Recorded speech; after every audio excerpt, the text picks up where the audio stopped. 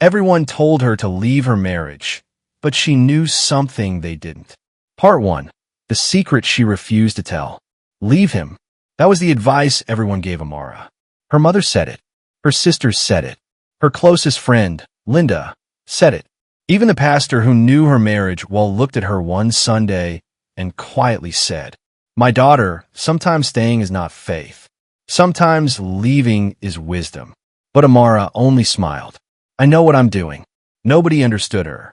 Her husband, Daniel, had changed.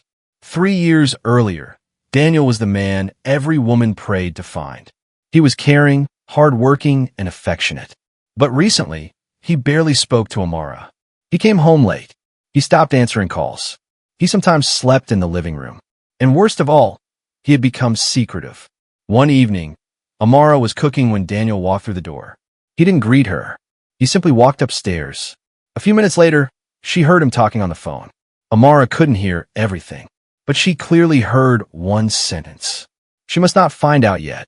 Amara froze. Her heart began beating faster. Who was he talking about? And what exactly must she not find out? That night, Daniel slept with his back turned toward her. Amara stared at the ceiling until morning.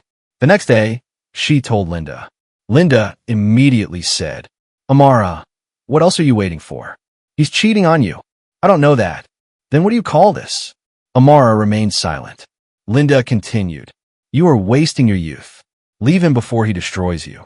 Amara looked at her friend and whispered, "There is something you don't know." "What?" Amara shook her head. "I can't tell you yet." Linda became angry. "Then don't complain when something terrible happens." But Amara already knew something Linda didn't. 3 months earlier, she had discovered a document hidden inside Daniel's old suitcase. She hadn't understood it at first, but the document contained the name of a hospital, and beneath the hospital's name was Daniel's signature. Amara had secretly investigated. What she discovered made her realize that her husband's strange behavior might not be what everyone thought.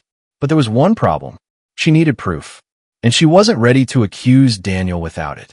One night, everything changed. At exactly 11:47 p.m., Daniel's phone rang. He answered immediately. His face changed.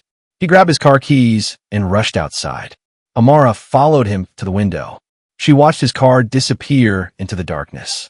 Something inside her told her, "Tonight, you must know the truth." She grabbed her handbag and followed him. 20 minutes later, Daniel stopped outside a private hospital. Amara parked far away. She watched him enter. Her hands trembled. "So, this is where you've been going." She walked toward the entrance. But before she could enter, a nurse came outside. The nurse looked directly at her. Then she said something that made Amara's entire body go cold. "You are Daniel's wife, aren't you?" Amara nodded slowly.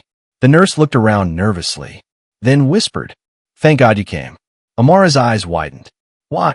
The nurse reached into her pocket and pulled out a small envelope. She handed it to Amara. "Your husband asked me to give you this if anything happened to him." Amara stared at the envelope. Her name was written on it. Amara. Her hand shook as she opened it. Inside was a single piece of paper. She read the first line and immediately covered her mouth. Because the truth about her husband was far more complicated than cheating. And now, Amara had only one question. Why had Daniel kept this secret from everyone, even her? To be continued.